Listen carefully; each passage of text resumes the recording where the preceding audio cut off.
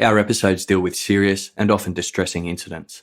If you feel at any time you need support, please contact your local crisis centre. For suggested phone numbers for confidential support, please see the show notes for this episode on your app or on our website. Today's episode involves crimes against children and won't be suitable for all listeners. 4-year-old Kevin Hjalmarsson loved his bicycle more than anything. The little boy was a familiar face around Autopsy, the small Swedish suburb he lived in with his mother Therese and half-sister Isabella. He was often seen riding happily around the neighbourhood, waving to those he knew as he cycled by. The residential area was located on the shores of the Kyrkviken Bay, just 3 kilometres outside central Arvika. It was a close-knit community and residents mostly trusted one another.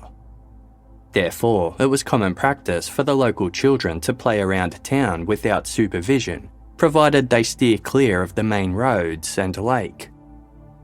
They never veered too far, and a familiar adult was never too far away.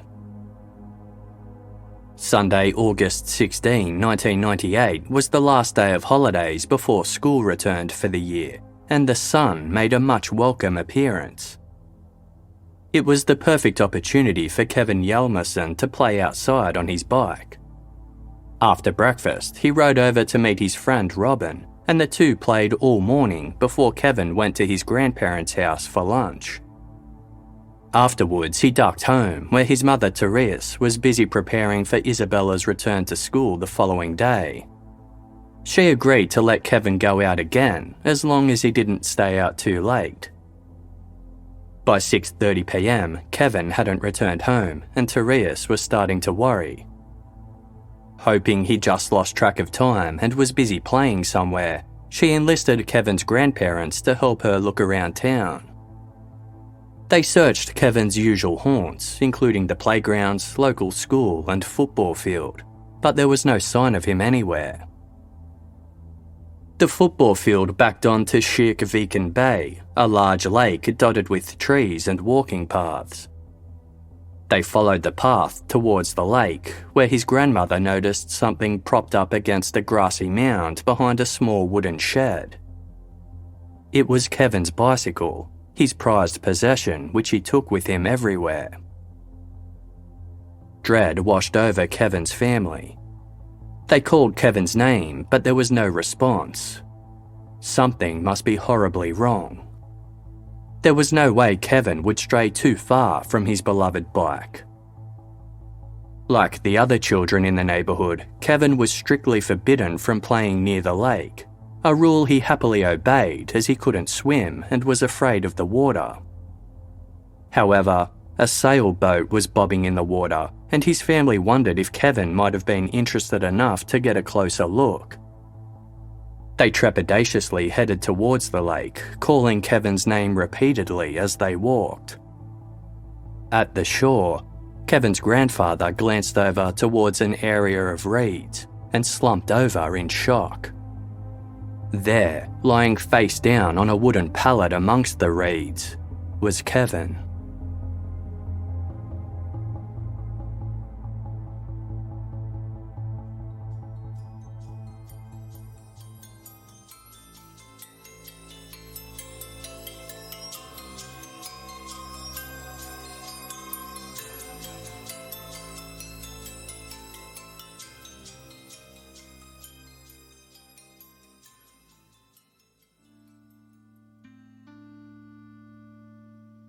Kevin's grandfather carried Kevin's lifeless body to shore, and his grandmother administered mouth-to-mouth resuscitation while waiting for the paramedics.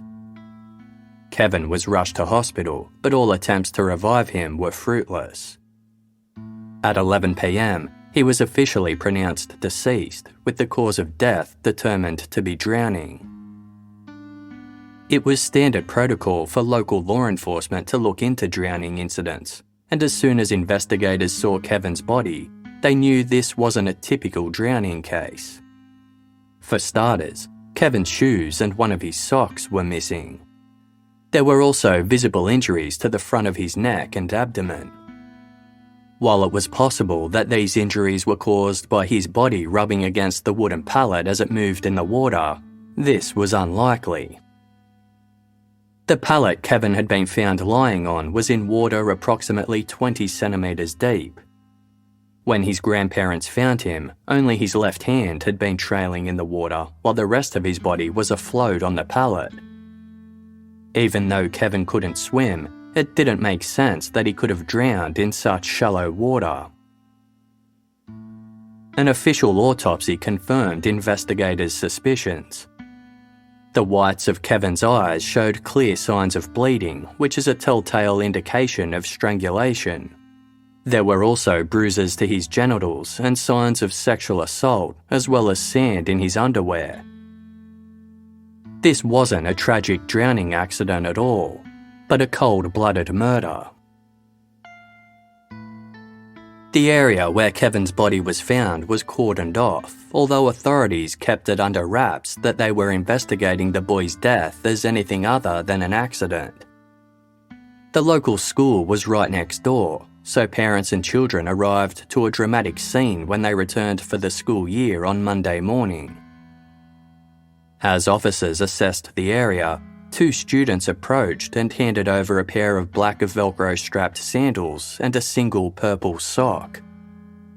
They belonged to Kevin, and the children had found them behind the small shed where his bike had been abandoned. The shed was approximately 30 metres from where Kevin's body was found, and the path leading up to it contained similar sand to that which was found in Kevin's underwear.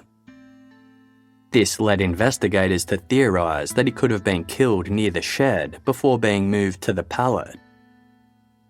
Fluorescent clothing fibres were found on the path, although none were detected on the pallet or on Kevin's body. A 7-centimetre long bruise on Kevin's neck indicated that he'd been killed by someone pressing a hard, sharp object against his throat. Investigators were particularly interested in a stick that was found near the shed. It was around 1 centimetre thick and broken in the middle. Testing revealed a child-sized handprint in the bark, as well as several hairs attached, leading to the conclusion that this was the murder weapon.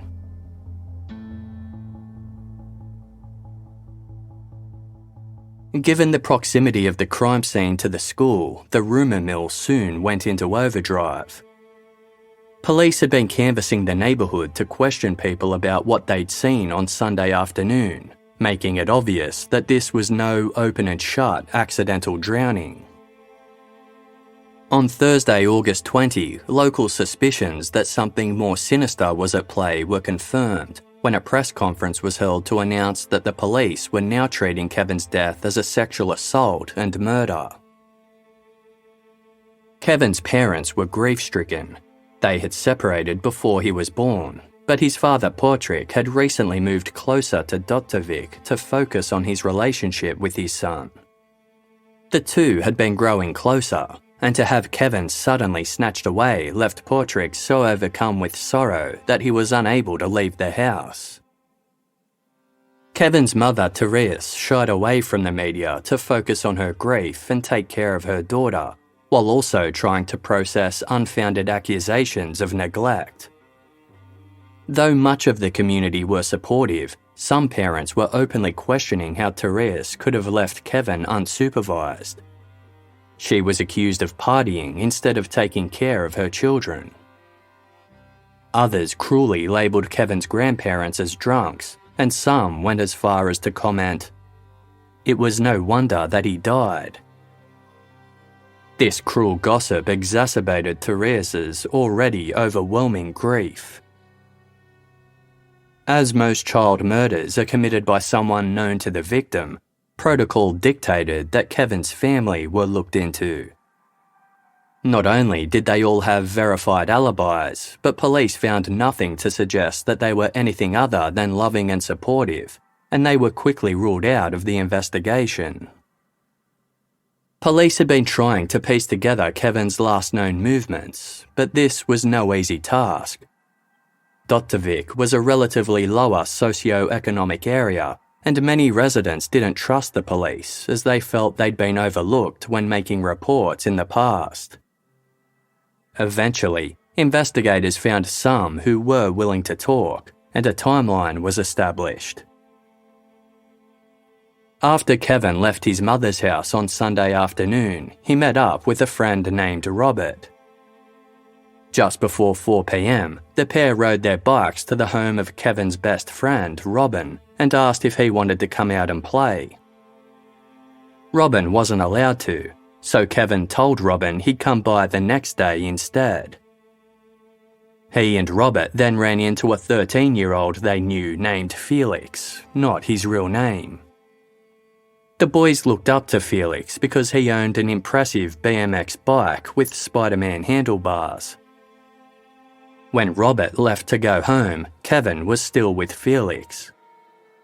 He then played in the schoolyard with a group of other local teens and children, none of whom recalled seeing any strangers or anything suspicious in the area. Several local residents had heard screaming at around 6 p.m, but hadn't been able to figure out where the noise was coming from. One person had gotten into their car and driven around trying to locate the source, to no avail.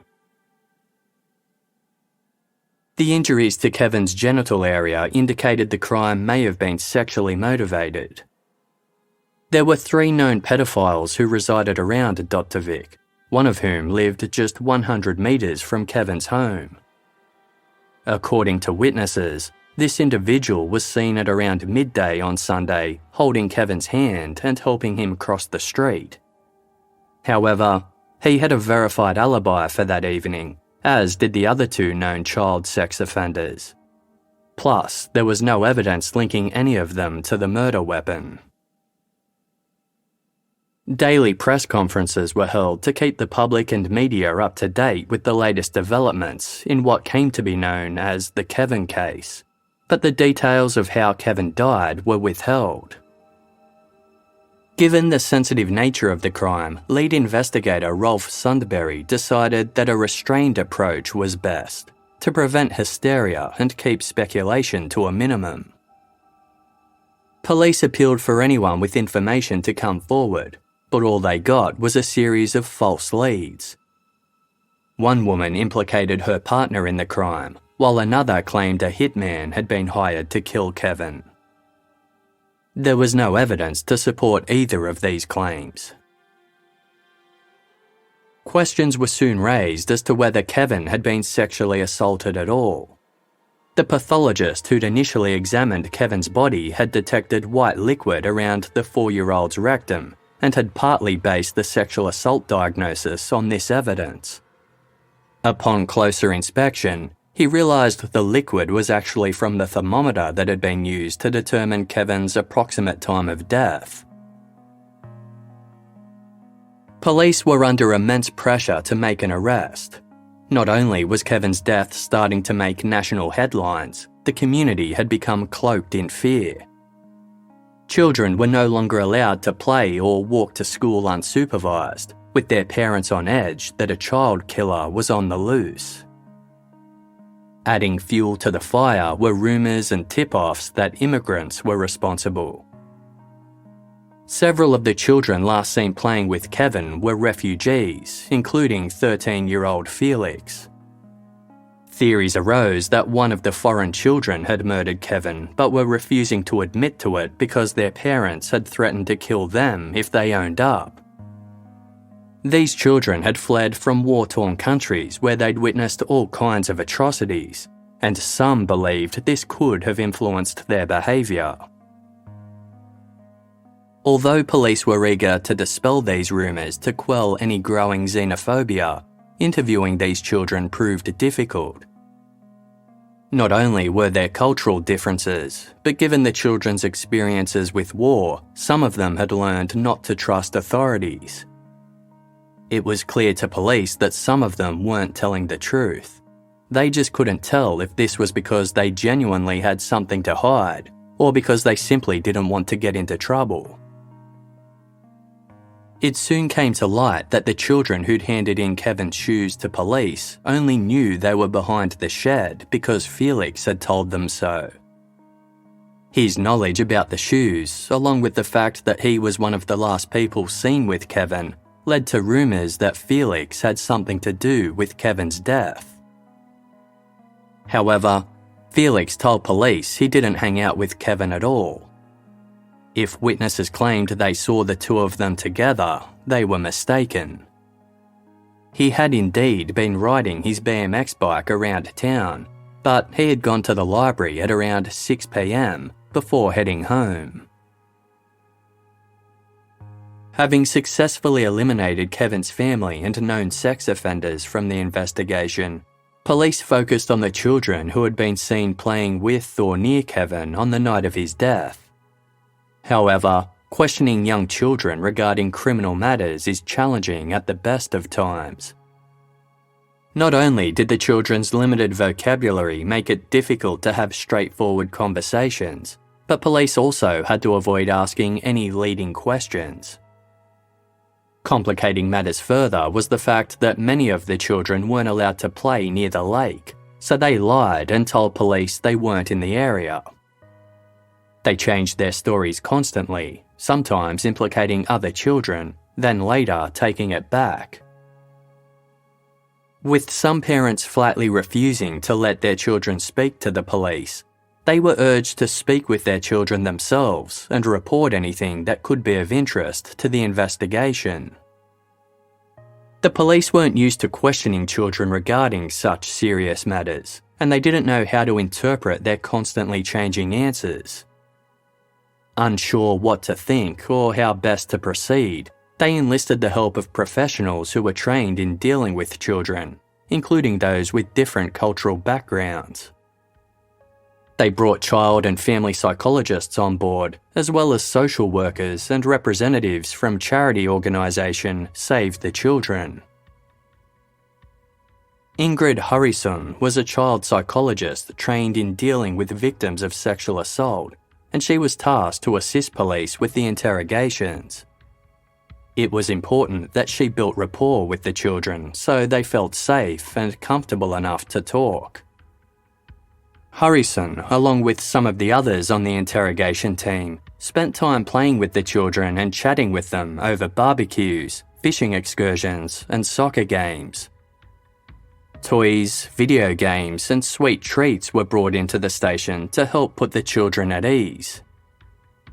Once the children felt comfortable, Harrison and another detective would interview them in a private room, while others in the team watched on via a covert TV screen. Harrison wore an earpiece so that another child psychologist named Bent Joran Johansson could guide her on how she should behave, what questions she should focus on, and how far she could push the children.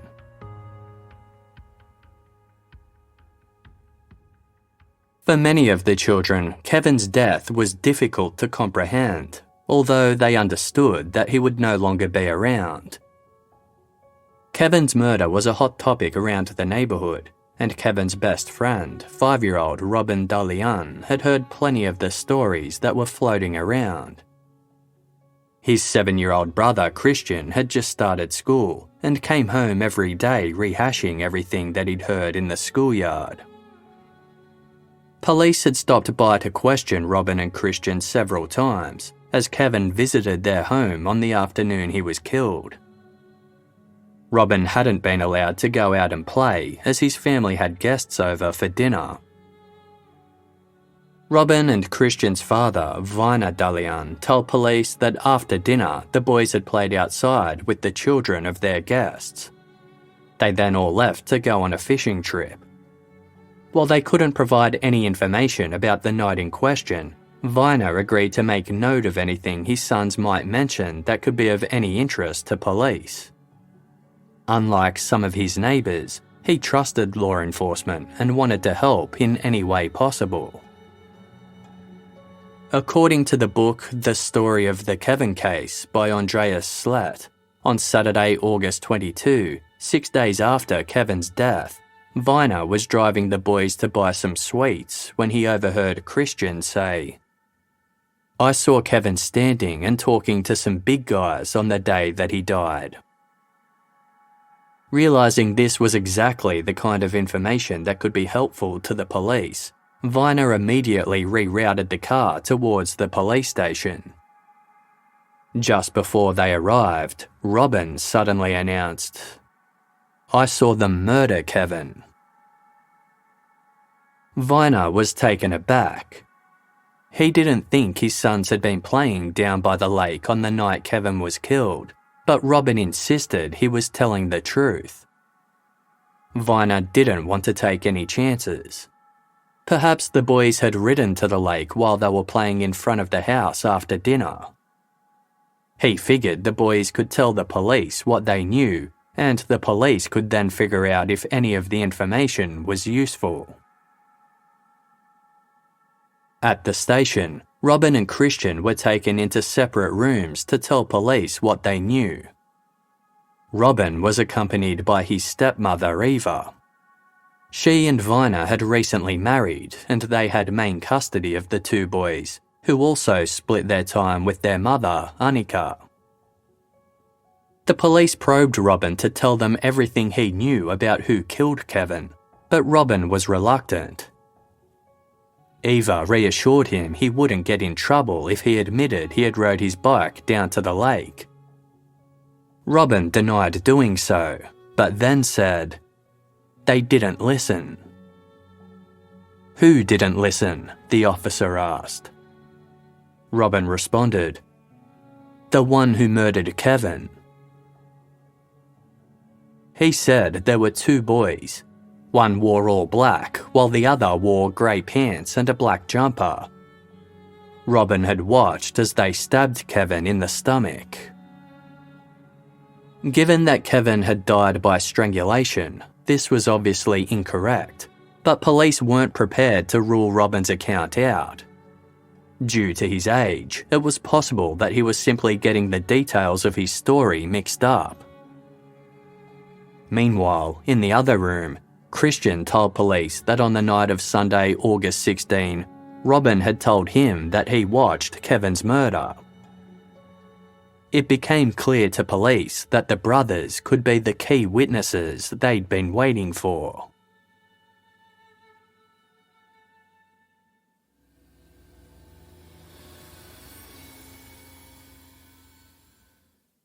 Casefile will be back shortly. Thank you for supporting us by listening to this episode's sponsors. Sometimes it's really hard to get motivated to work out. It might be too cold, too rainy, too early. The list goes on.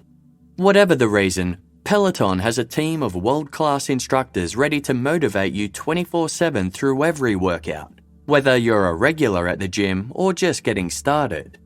Peloton instructors don't just teach, they motivate. The team at Peloton also knows what the key to sticking with a fitness routine is to keep things fun and to mix things up so you don't get bored.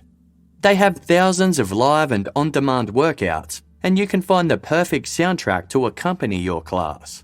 Whether you're after some soul music or a bit of EDM, you'll find it on Peloton. Combine this with classes that feel like you're hanging out with friends, and working out will never feel like a chore. Right now is the perfect time to try out Peloton. The Peloton Bike Plus is now $500 less, its best price yet, including free delivery and setup. And there are more game-changing prices available on the original Peloton Bike and Peloton Tread. Visit onepeloton.com to learn more. It's time for a break. This is technically an ad break, but our partners at Calm want you to focus on yourself for a moment. Take a deep breath and let it out. Relax wherever you're holding your tension. It's important to tune in and recenter, and Calm can help. We're partnering with Calm, the #1 mental wellness app, to give you the tools that improve the way you feel. Reduce stress and anxiety through guided meditations, improve focus with curated music tracks, and rest and recharge with Calm's imaginative sleep stories for children and adults. There's new content added each week, and there's even new daily movement sessions designed to relax your body and uplift your mind. Over 100 million people around the world use Calm to take care of their minds, and Calm is ready to help you stress less, sleep more, and live a happier, healthier life.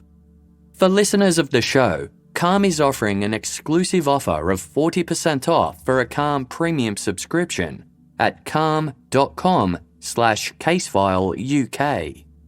Go to calm.com/casefileuk for 40% off unlimited access to Calm's entire library. That's calm.com/casefileuk.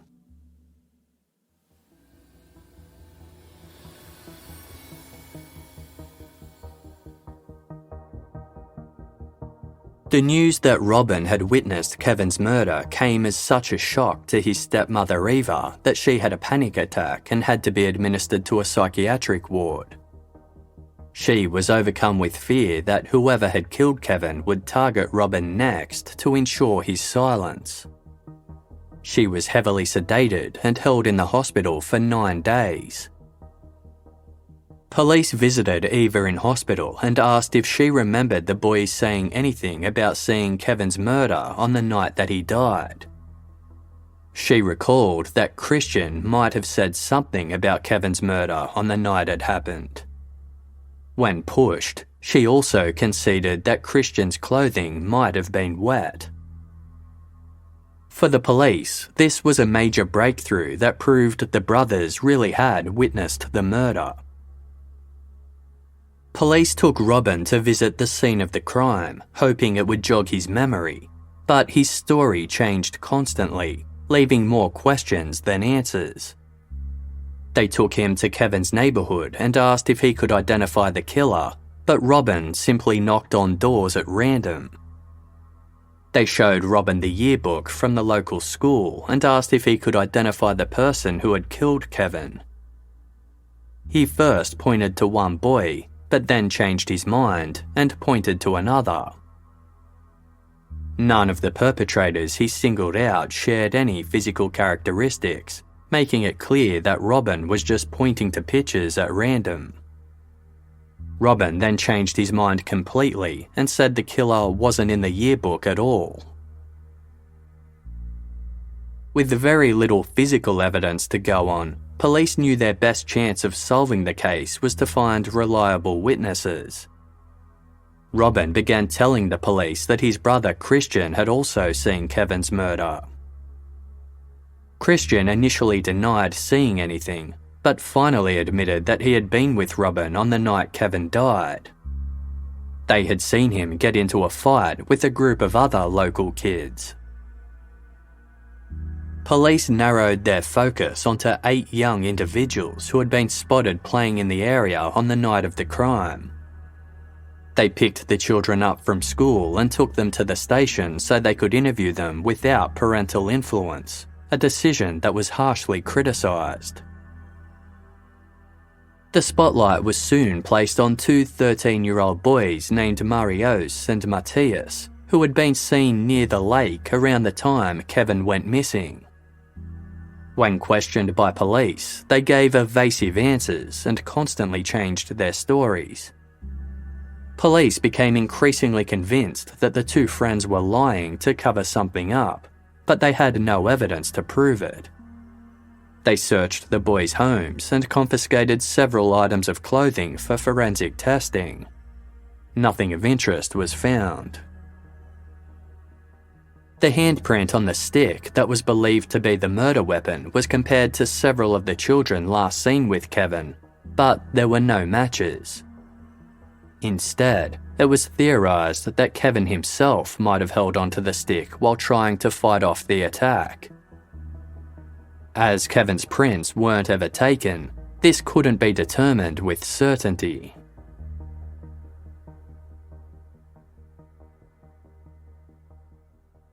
One month into the investigation, police remained convinced that Matthias and Marios knew more than they were letting on, so they applied extra pressure during their interrogations in a bid to extract the truth. The pressure became so overwhelming that at one point Marios broke down in tears, but at no point did either of the teenagers come any closer to making a confession. Police then took an unorthodox approach. Although it was illegal to place a wiretap on the home phones of minors, they did so anyway, covertly listening in on conversations between the two friends in the hopes of finding the evidence they needed. However, if Matthias and Marios had any information, they were remaining tight-lipped. With no evidence, physical or otherwise, police reluctantly turned their focus away from the teens. They were still convinced that Robin and Christian knew something about Kevin's murder, they just couldn't figure out exactly what. As requested by police, their father, Viner, had been taking note of anything the boys said about Kevin's death at home and reporting it back to the authorities. The brothers gave various accounts about how Kevin died and who was responsible. They switched between him being stabbed, kicked, and pushed into the water. Sometimes the perpetrator was old, other times he was just a kid. Their stories changed so constantly that police started to suspect they hadn't witnessed the murder at all. Instead, they believed the brothers had actually been involved with it. In all their changing stories, one detail remained consistent. Each telling centered around a floating jetty, which was located just a couple of 100 meters from the boys' home. This seemed significant. However, the jetty was roughly 30 meters from the pallet where Kevin's body was found. The two locations were separated by rough terrain, dense shrubbery, and a stone wall. Kevin's body had no injuries consistent with being dragged across such an area. So, if he really had been killed on the jetty, then how did he end up on the pallet? In mid-September, the boy's mother, Annika, reported that she'd been discussing the situation with Robin when he suddenly made an announcement. "My brother did it." With this new information coming to light, investigators asked Robin if the person he saw kill Kevin was actually his big brother, Christian. Robin replied, "Yes."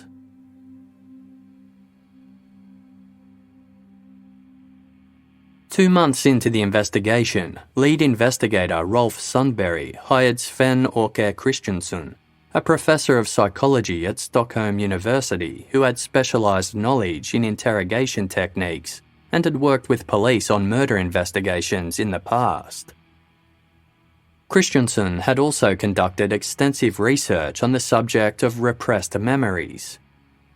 He believed that certain memories can be lost when an individual experiences a traumatic event, but that they can be retrieved from the subconscious later on. This psychogenic amnesia, as Christiansen called it, was a defense mechanism aimed to protect people from extreme emotions that surface during trauma. As stated in one of his research papers, to the same extent that we need mechanisms to identify and recognize unpleasant events, we also need mechanisms to forget unpleasant experiences. Christiansen reviewed the interrogation reports from all of the children who had been questioned and immediately determined that Robin and Christian either knew exactly what happened to Kevin or had been involved in his death. They had likely repressed the memory and would eventually tell the truth, but it could take some time, possibly several months. The truth might not come out all at once, but in dribs and drabs. Christiansen believed the most important thing the investigative team could do was make the boys feel safe enough to open up. When Viner realised that his sons were now being treated as suspects, he couldn't take it anymore. The past 2 months had taken such an enormous toll on his mental health that, like his wife, he too was admitted to a psychiatric ward. Investigators visited Viner in hospital to question him once again about the night that Kevin was killed. They wanted to know if he recalled his sons having wet clothing when they returned from playing outside that evening. Viner said he couldn't remember for sure, but admitted it was possible. The clothing Robin and Christian had been wearing on the night Kevin was killed was taken for analysis, but the garments had already been washed, so they held no clues. One night, shortly after the police visit, Viner suddenly remembered that on the night Kevin died, Christian had drawn a picture.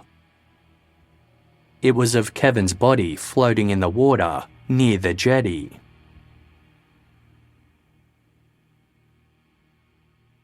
By late October, the interrogations had been ongoing for 6 weeks. During that time, more than 1,300 interviews had been held with 482 individuals. After eliminating all other persons of interest, investigators pieced together the details provided by Robin and Christian and deduced the most likely scenario. The brothers had been playing a game with Kevin when things spiraled out of control. An argument likely broke out on the jetty, and Christian had accidentally killed Kevin. The brothers had simply been so traumatised by the event that they'd blocked it out of their memories, hence why they couldn't give investigators a straight answer about what happened or how Kevin's body got from the jetty to the pallet. The fact that Kevin died by a sharp object being pressed against his throat was still classified information. If the brothers revealed this detail, police felt satisfied that they could officially close the case. According to Professor Sven-Åke Christiansson, repressed memories could be revived by leading the children back to the scene where the traumatic event took place and recreating the same smells, sound, and light. When investigators felt that the boys were close to making a breakthrough, Ingrid Harrison took Robin down to the jetty. She wore an earpiece so that Professor Christiansson could guide her words. With them was a child-sized doll. Harrison encouraged Robin to use the doll to reenact what happened to Kevin. She asked if he or Christian did something to hurt Kevin. Robin replied no. Harrison encouraged Robin to play with a stick, but he ignored it, instead asking if he should push the doll into the water. Christian was then brought to the jetty. Harrison encouraged him to use the doll to show where Kevin's injuries had occurred. Christian shut down completely, saying, "You can't know if you didn't see what happened." He eventually said that Robin pushed Kevin into the water after a fight on the jetty, but he still didn't make any mention of a stick or strangulation. Although the interrogation team were frustrated that they hadn't received the confession they were hoping for, they were certain that the boys' memories were now bubbling away just below the surface and would soon be revealed. On October 26, it all became too much for Christian. He broke down and finally admitted that Kevin wasn't killed on the floating jetty. According to Rolf Sundberg's official report, the interrogation team left Sundberg alone to interview Christian with Robin and Eva. This time, Christian walked to the table where a map of the lake had been laid out. He picked up a pen and circled the area of reeds where Kevin's body was found. He then indicated to Robin that it was okay to speak. Robin said that Christian, Kevin, and himself were playing in the soccer field when an argument broke out amongst them. The brothers began kicking and hitting Kevin, including in his groin area. They then chased Kevin down to the shore of the lake where the fight continued, and Kevin somehow ended up on his back. Christian then grabbed a stick and pushed it against Kevin's throat. When he let go, Robin knelt down and pinched Kevin in the throat, but he was already dead. The brothers lifted Kevin up and dragged him onto a rock where they rested for a while before carrying him onto the pallet in the water. It was at this point that Christian's clothing got wet.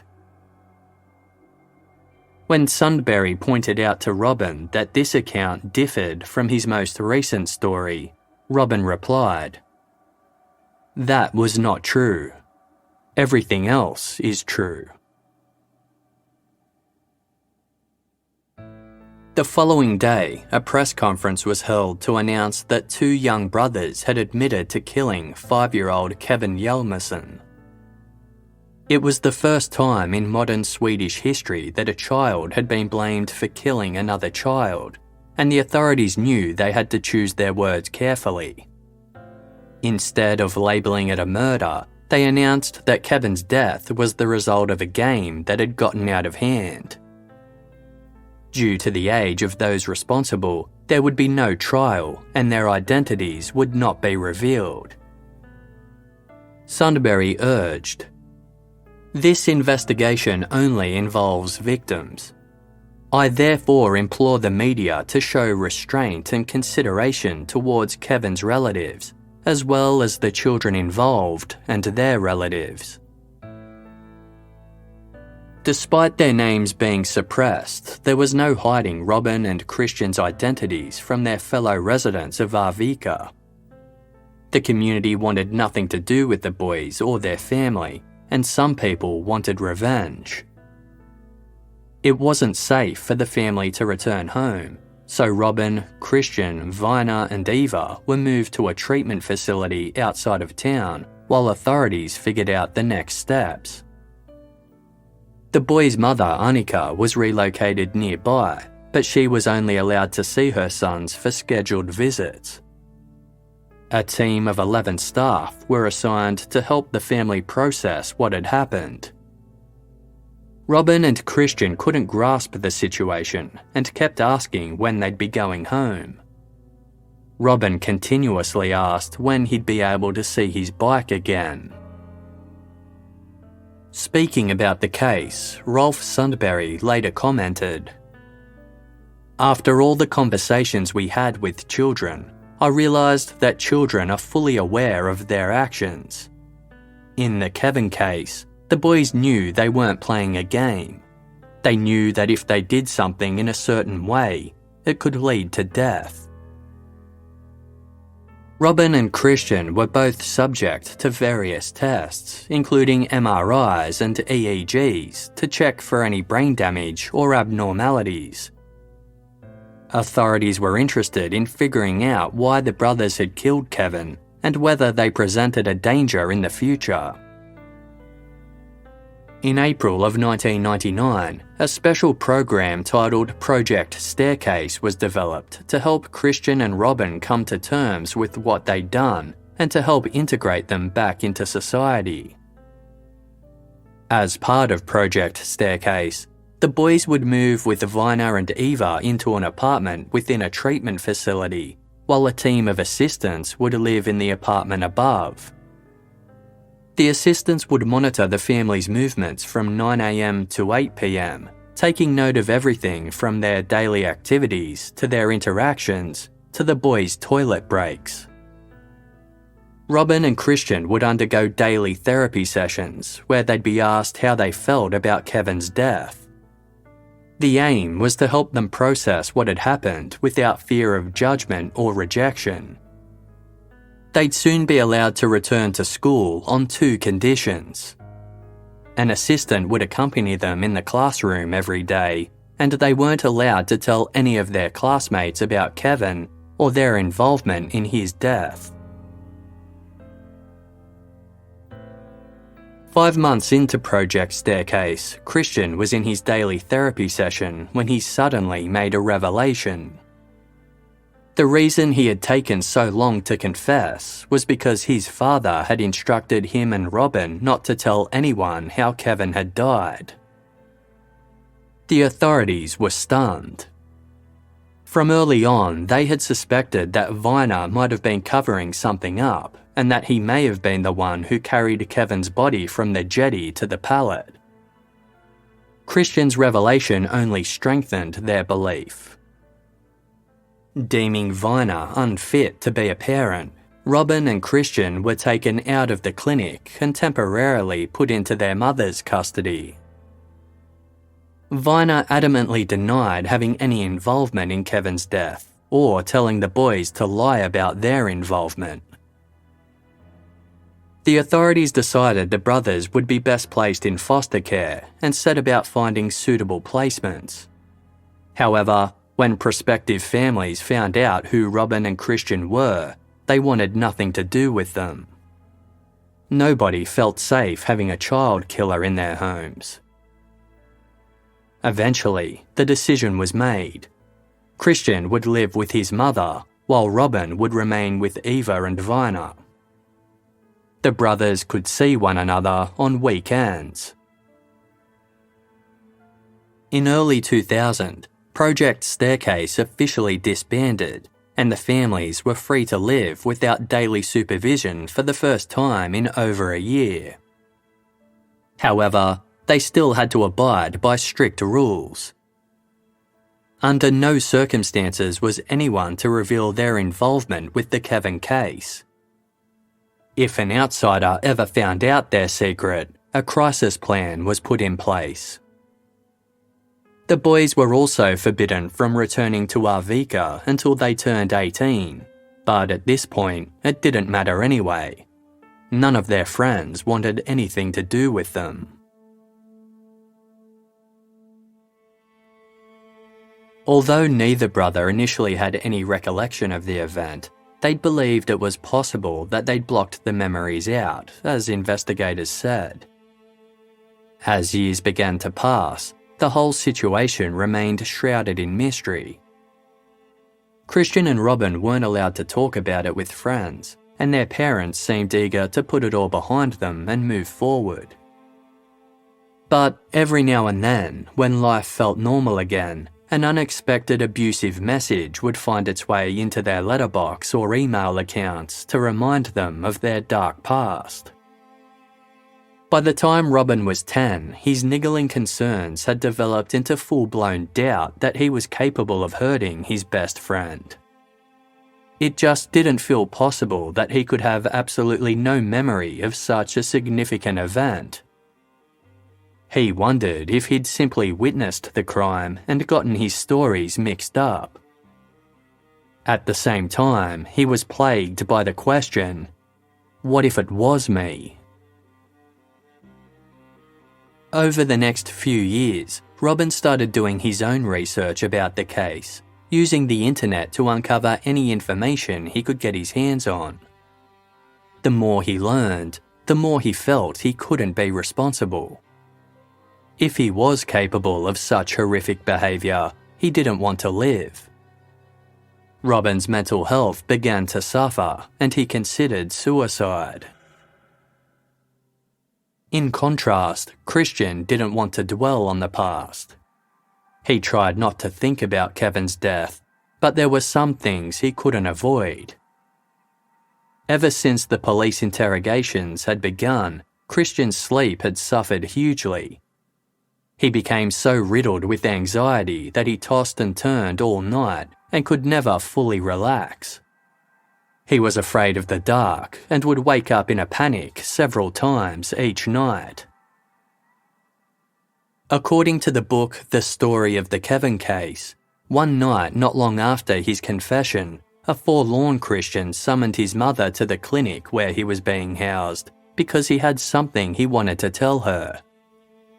When she arrived, he said, "I know nothing about Kevin. I wasn't there." When Annika reasoned that that hadn't been what he'd told the police, Christian responded, "But I just invented everything." Concerned, Annika reported this to the police, but they assured her that her sons had been telling the truth.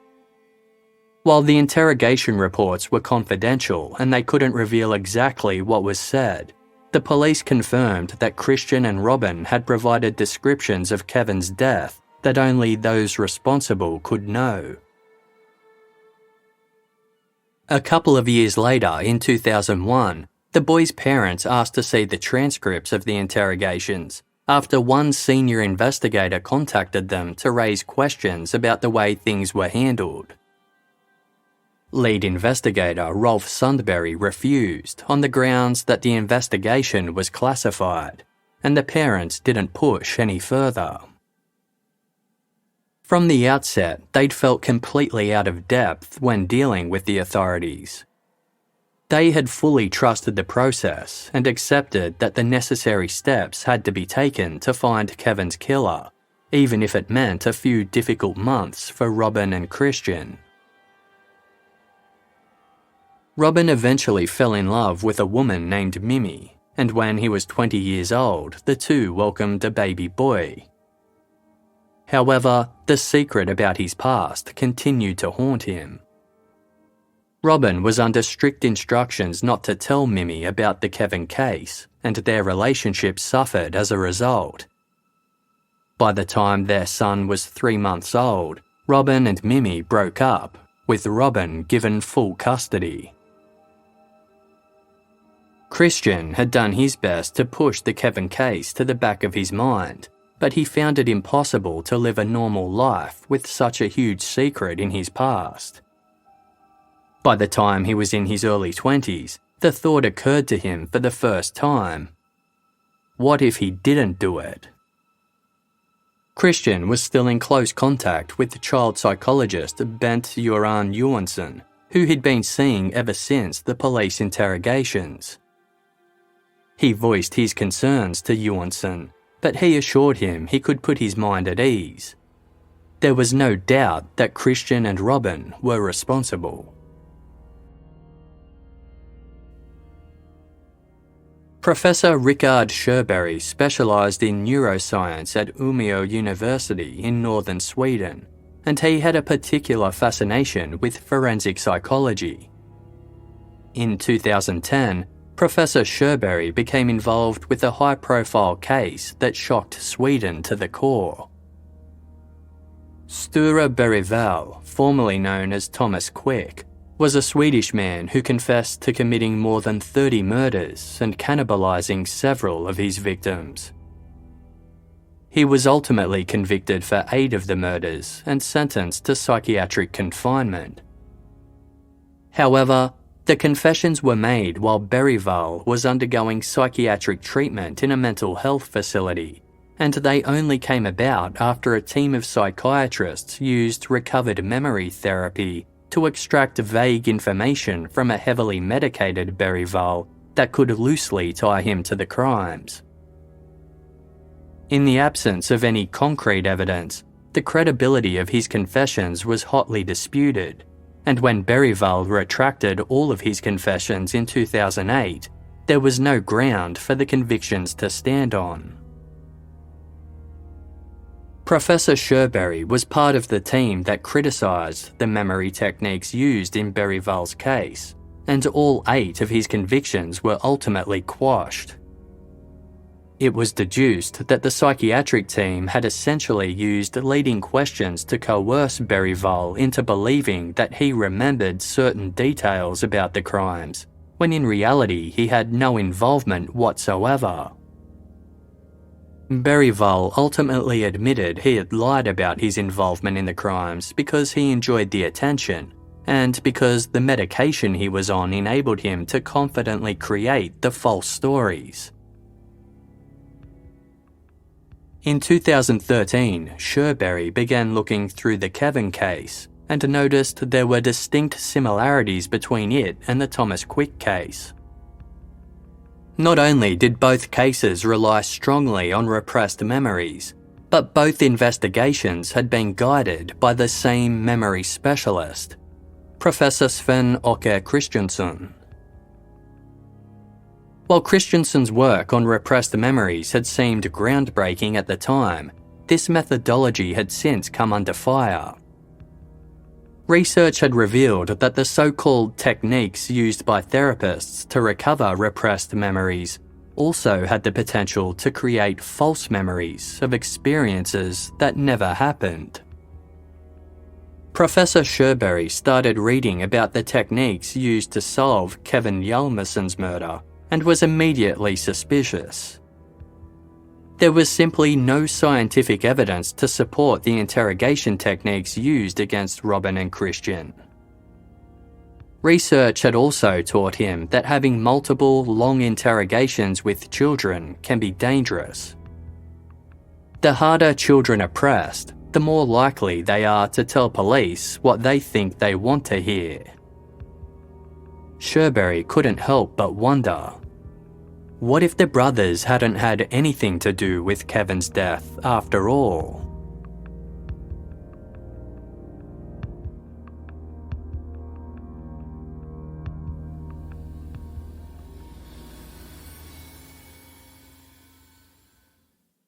Casefile will be back shortly. Thank you for supporting us by listening to this episode's sponsors.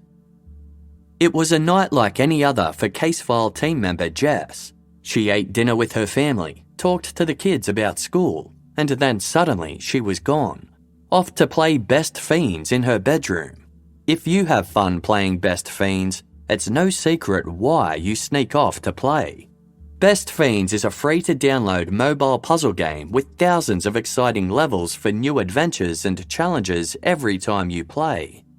There are dozens of unique fiends for you to collect, so you can customize your own team to help you defeat the menacing slugs. No internet? No problem. Best Fiends has offline play, so you'll never be stranded with nothing to do. Jess is currently on level 431. She loves how easy it is to pick up and play Best Fiends, whether it's for a few minutes or longer. The Canopy Construction in-game event is offering a heap of extra rewards at the moment, giving you all the more reason to start playing. Download your new favourite getaway, Best Fiends, for free today on the App Store or Google Play. You'll even get $5 worth of in-game rewards when you reach level 5. That's friends without the R. Best Fiends. Thank you for listening to this episode's ads. By supporting our sponsors, you support Casefile to continue to deliver quality content.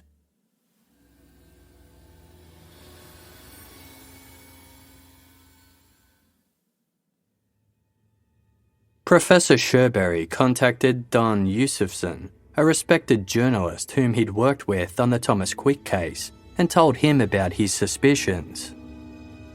Yusufson wasted no time in looking into the Kevin case himself. He immediately shared Professor Sherberry's concerns that a severe miscarriage of justice might have taken place.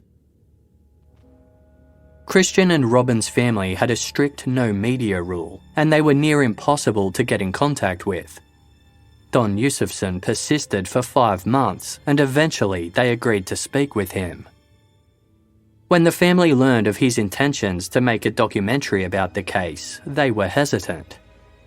If Yusufson's suspicions were wrong and investigators had acted entirely above board, the family risked revealing their true identities after 17 years of secrecy.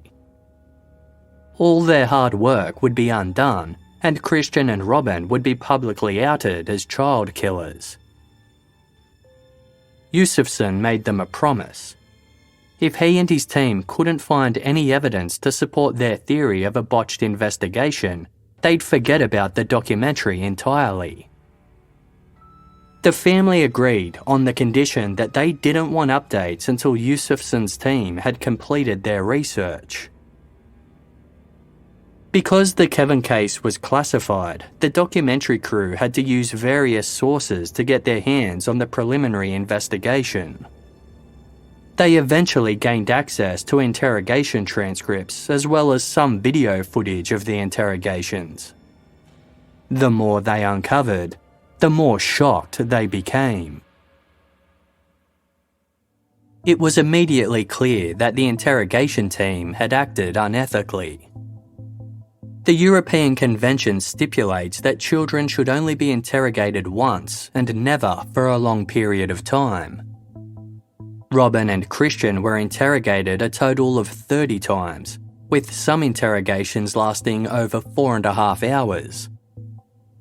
Their parents were rarely present, even when the boys became visibly distressed. During the interrogations, the brothers had singled out a total of 9 different perpetrators and mentioned at least 7 different ways that Kevin had died. They rarely repeated the same story twice. Up until the very last interrogations, at no point did either of the boys mention the pallet where Kevin was found or the correct method of Kevin's death. It was only when the interrogation team fed them leading questions that they were able to provide the details the investigators seemed so desperate to hear. In fact, the majority of the most damning statements made by the brothers had been the result of leading questions. One of the main reasons that Robin and Christian had been considered suspects was that Robin had responded yes when Sundberry asked if his older brother was the one who killed Kevin.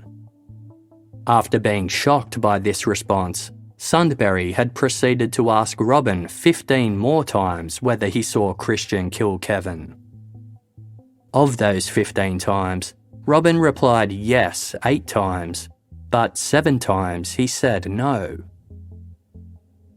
It was clear from the interrogation reports and videos that investigators became increasingly frustrated as time went by. In the final stages of the investigation, the boys had been taken to the jetty with a life-sized doll in the hopes their so-called repressed memories would resurface. When a visibly upset Christian had claimed that he didn't know how Kevin's injuries had occurred, Ingrid Hurrison had pushed him, saying, "But you did see, because you were here. It's you who knows because you were here. Christian, what did you do to Kevin?" In the subsequent final interrogations, investigators not only intensified their use of leading questions, but blatantly fed the brothers information in order to extract a confession. Ingrid Hurrison was receiving directions from the rest of the team in her earpiece. She stopped beating around the bush and straight out told Robin where Kevin's body was found and that he had a bruise on his neck. She even drew him pictures. From there, she proceeded to ask Robin more than 100 times how the injuries occurred on Kevin's neck. Robin repeatedly said he didn't know. Eventually, with Hurrison continuously pressuring him to speak about Kevin's neck, Robin finally said that Christian pinched Kevin on the throat. At no point did he mention helping carry Kevin's body to the pallet. Despite Hurrison literally telling him how and where Kevin had died, Robin seemed incapable of providing this information. The same technique was then used on Christian. Over 4.5 hours of questioning, he became increasingly distressed. He cried and repeatedly asked for his mother. All up, he asked 61 times for the questioning to stop. Instead, the interrogators told him he could only see his mother if he admitted what happened to Kevin. At this point, it was clear that he'd say anything if it meant he could leave, but he still couldn't provide the information they were so obviously hoping to hear. Instead, detectives showed Christian a photo map of the lake and blatantly pointed out the area where Kevin's body was found. One detective asked, "Did you carry him there?" Now realising what they wanted him to say, Christian said yes. However, he was still unable to explain how. For the investigative team, it didn't seem to matter. That evening, lead investigator Rolf Sundberry interviewed the brothers and then wrote an official report declaring that they had made a full confession. Interestingly, no other investigator was present during this significant interview, and it was the only time during the entire investigation that Sundberg filed an official report. Robin and Christian were both interviewed again the following morning, but this time neither of them repeated the confession they'd supposedly given the previous day. The reality was, there wasn't a single piece of evidence to tie Robin and Christian to the crime. Their finger and handprints didn't match those found on the stick believed to be the murder weapon. In fact, there was no evidence that the stick was the murder weapon at all. Nobody had witnessed the brothers at the scene of the crime, nor had they provided any insider information until the interrogation team spoon-fed it to them. Forensic specialists also didn't think it was possible that the brothers could have moved Kevin from the jetty to the pallet, nor had they ever provided any explanation of how they managed to do so. At the time of the investigation, the authorities didn't think that Robin and Christian needed legal assistance because they weren't able to be prosecuted due to their age. No one ever told the boys' parents about their right to a lawyer, and they had never thought to ask. Had a defence lawyer been brought in, they would never have allowed the brothers to be interrogated for so long or so many times. Furthermore, a crucial detail would have never slipped through the cracks. At the time of Kevin's death, the Dalian family were close with another family called the Grauns, who had children similar in age to Robin and Christian. The two families thought it would be nice to spend the last day of summer vacation together. On Sunday, August 16, 1998, the Grauns arrived at the Dalians' house mid-afternoon. While the adults chatted inside, the three Graun children played outside with Robin and Christian. As the eldest of the group, the Grauns' 10-year-old was put in charge and told to keep an eye on the younger kids. When police later questioned him, he was unwaveringly adamant that Robin or Christian never left his sight for any period of time. Likewise, his mother had been keeping a close eye on the children from the window, and she confirmed that none of them ever strayed from view. After dinner, the two families left to go fishing at around 6 p.m. Christian rode in the car with the Graun family, who stopped at a gas station just outside of Dottavik to put petrol in their car. This was corroborated by receipts as well as the gas station owner. During the fishing trip, all the children remained within view of the parents at all times. Police had been aware of this alibi since the early days of the investigation. In fact, they'd interviewed the Grauns a total of 14 times, and they always told the same story. Police never told Vina and Eva that their alibi had been verified, and the Graun family stopped speaking to them in the wake of Kevin's death. This led to the boys' parents questioning their own recollection of that evening and wondering whether the boys had indeed snuck off at some point without their knowledge. The suspicion against the brothers had been fueled by Vina and Eva's admission that the boys may have had wet clothes on the night that Kevin had died, and that they may have admitted to seeing Kevin be killed on the night that it happened.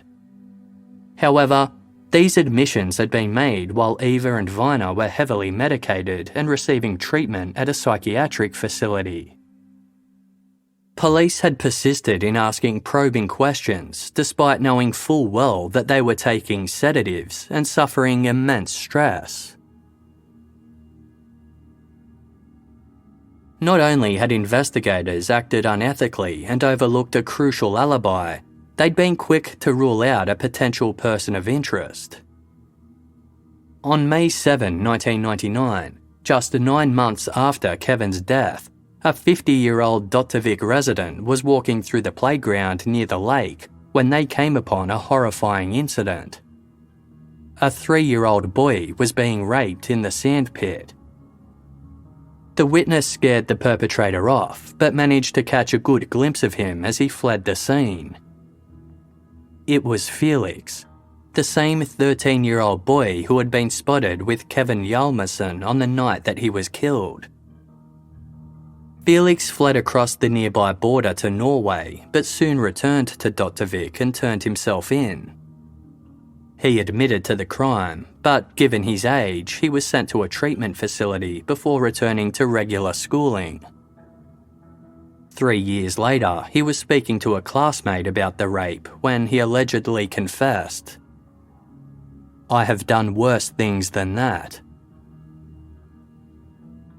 According to the book The Story of the Kevin Case, Felix's family lived in the same apartment complex as Kevin's mother, Therese. Just 6 days after Kevin was killed, Felix's mother suffered a heart attack. Therese had rushed to help provide CPR, and paramedics were able to revive her. But when Therese heard that Felix had sexually assaulted a young child, she immediately became suspicious. Was it possible that Felix's mother knew more about Kevin's death than she wanted to admit, and had that caused her heart attack? There were several factors that made Felix appear suspect. Not only was he one of the last people seen with Kevin, but he'd also been the one who told the other children where they could find Kevin's shoes and socks behind the shed. Felix had denied being with Kevin on the night of his death, despite multiple witnesses placing the two of them together. He told police that he'd rode around town for a while before visiting the library, then riding home. However, had the police bothered to double-check this alibi, they would have discovered that the library was actually closed on Sundays. Furthermore, no witnesses had seen Felix riding around town as he described. Before Felix arrived in Kyrkviken, he spent time in a refugee camp after fleeing war in his home country. His childhood had been marred by traumatic events, and he also had an intellectual disability. After being revealed as a child rapist, many Kyrkviken residents began to wonder if he could have been the real perpetrator of Kevin's death. The combined factors seemed way too coincidental, and it was possible that the police could have written Felix off to avoid igniting xenophobia amongst Swedish citizens. Kevin's family voiced their concerns to the authorities, but were advised that Kevin's case was closed, and that was that. Robin and Christian's mother also found it curious that Felix wasn't looked into further. She contacted both the police and the media to explore the possible connection, but it seemed that nobody was interested in what she had to say. Felix has never provided an explanation as to how he knew that Kevin's shoes were behind the shed near the lake. 1 year after Don Yusufsson and his documentary team started digging around, they sat down with Robin, Christian and their parents and presented them with the interrogation videos. The family was absolutely floored. Although they'd always suspected that Robin and Christian were innocent, they'd been completely oblivious to how the interrogation team had behaved. Vina didn't know whether to laugh or cry. After digesting what they'd seen, Christian remarked, "Every question mark is erased for me." When the 3-part documentary titled Documents from Within, The Kevin Case, aired on Sweden's SVT network in early May of 2017, Robin, Christian and their parents were extremely anxious. They feared the exposure might lead to a backlash. However, they received nothing but overwhelming support from the community, who were completely outraged at the way the authorities had handled the investigation. In a subsequent press conference, Robin and Christian's full names were released to the public for the first time. The brothers spoke of the joy and relief they felt after the bungled investigation had been exposed, and thanked the media for helping bring the truth to light. Instead of living in fear of being recognised, They embraced the spotlight and welcomed people who approached to wish them well. Robin told reporters, "This is a new start. We'll just keep trying to lead an ordinary life. Work, house, car. Not much planned beyond that. Ordinary life goals." Christian commented, "They have taken years of my life that I will never ever get back. Now a new chapter begins. One can finally settle down. I do not need to be afraid anymore." The brothers voiced their concerns for Kevin's family, who would no doubt have old wounds reopened. Christian told reporters, "It is tragic, both for us who were suspected and also for Kevin's family, who now have to go through all of this once again." With the story gaining huge attention in the media, the case was formally reviewed by Chief Prosecutor Nicholas Vagrian. He dissected the interrogation records, reviewed Kevin's autopsy report, and interviewed over 80 people who had been involved in the initial investigation. On March 17, 10 months after the documentary aired, Vagrian held a press conference to announce his verdict. He concluded that there was absolutely no forensic evidence to indicate that Robin and Christian were involved in Kevin's death in any way, or that they were even present when he died. Not only did they have a verified alibi from the very beginning, but the interrogation methods used against them were entirely unethical and unprofessional. Vagrian had no doubts about it. Both Christian and Robin were entirely innocent. The brothers were over the moon at finally being vindicated. After the announcement, Christian told reporters, "I haven't been able to digest it, so I can only describe it as pure happiness." They subsequently applied for financial compensation for the hardships they faced, but their application was rejected on the grounds that too much time had passed. With the botched murder investigation exposed, it raised a serious question. If Robin and Christian didn't kill Kevin, then who did? Chief Prosecutor Nicholas Vagrian believed there were several possibilities. While he wasn't prepared to completely rule out drowning or that Kevin might have been killed by someone other than the brothers, it was more likely that he had died by accident. Judging by the injuries to his body, it was possible that Kevin had been playing by the lake, either alone or with another child, when a wooden pallet accidentally fell on top of him while trying to lift it. The other child might have panicked, moved the pallet, and then fled the scene, vowing never to speak a word about what had happened.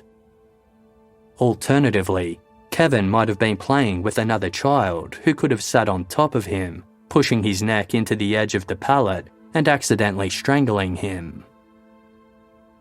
The prosecutor concluded that exactly what happened to Kevin would likely never be uncovered. Kevin's father, Patrick, told the media that he would now have to learn to accept a new truth.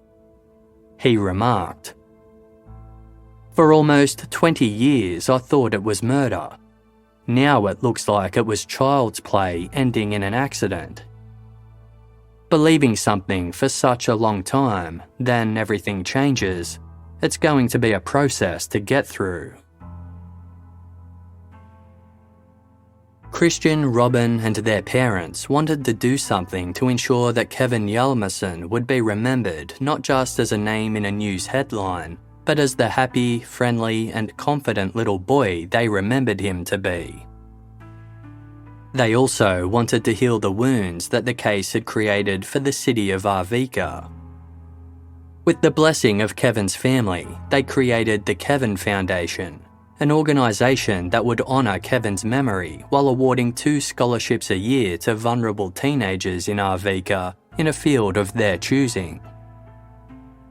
The foundation aimed to reward those who fought against all odds to succeed academically. For years after Kevin's death, Kevin's mother, Therese, was haunted by the accusations that she was a bad parent.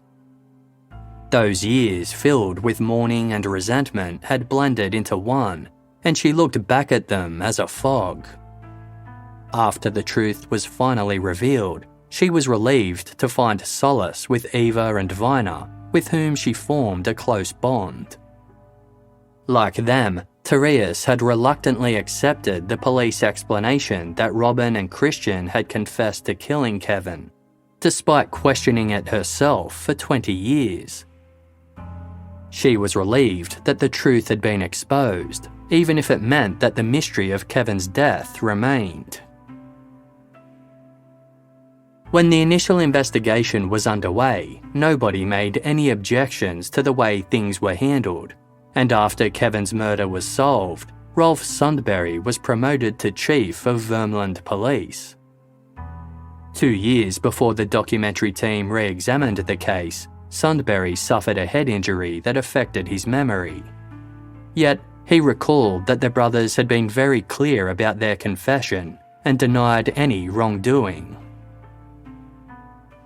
According to the book The Story of the Kevin Case, after Christian and Robin's names were officially cleared, Christian called the child psychiatrist Bent Göran Johansson, who he had worked with closely for 20 years, wanting an explanation. However, Johansson never returned Christian's calls. Neither Johansson nor lead investigator Rolf Sundberg, interrogation leader Ingrid Harrison, or Professor Sven Åke Christiansson have apologised to the family.